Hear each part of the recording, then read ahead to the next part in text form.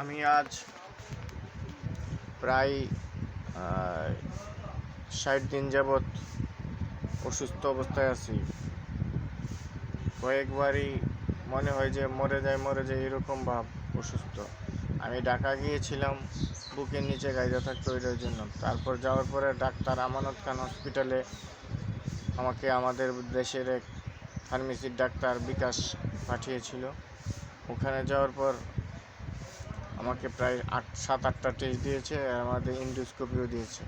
আমি বলছিলাম যে স্যার আমি ইন্ডোস্কোপি করব না।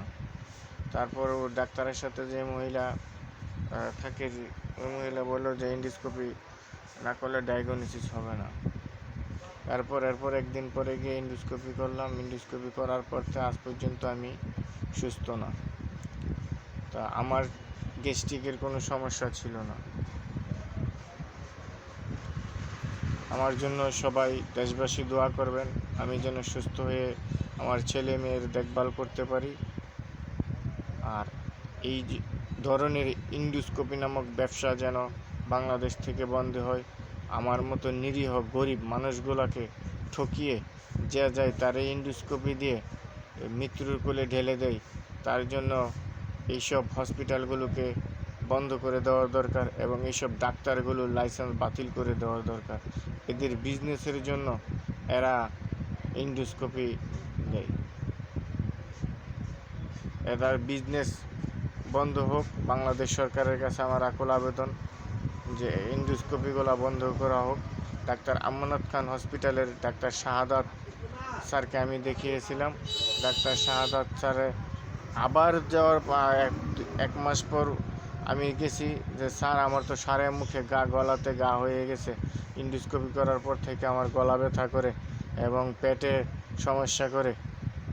উনি আবার আমাকে ইন্ডোস্কোপি দিয়েছে। তারপর আমি ইন্ডোস্কোপি করে নাই যে আমি একবার ইন্ডোস্কোপি করে গলা ব্যথা আজ পর্যন্ত সহ্য করতে পারতাছি না। আজকে 2.5 মাস যাবৎ আমি বিছনাতে শয্যাশায়ী। আমার জন্য সবাই দোয়া করবেন। আর আমার যদি ভবিষ্যতে কোনো হয়ে যায় তার জন্য ডাক্তার আমানত খান হসপিটালে ডাক্তার শাহাদাত স্যার দায়ী থাকবেন।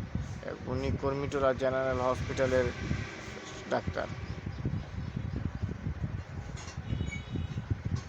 আমি দেশবাসীর কাছে এটুকুই আকুল আবেদন জানাবো এবং বাংলাদেশ সরকারের কাছে আকুল আবেদন জানাবো অবিলম্বে যেন সাধারণ গ্যাস্ট্রিক সমস্যার জন্য এইরকম বড় ধরনের ইন্ডোস্কোপি নামক ব্যবসা থেকে মানুষকে রক্ষা করে এবং আমার মতো কোনো অসহায় গরিব মানুষ যেন এই ইন্ডোস্কোপি নামক ব্যবসাতে না পড়ে জীবন হারাই। আমি প্রায় মৃত্যুর সাথে পাঞ্জা লড়ছি। প্রতিদিনই মনে হয় আমি মরে যাচ্ছি এরকম আমার ভাব হয়। বউ বাচ্চা সব কান্দাকাটি শুরু করে, আমি বিছনা থেকে উঠতে পারি না।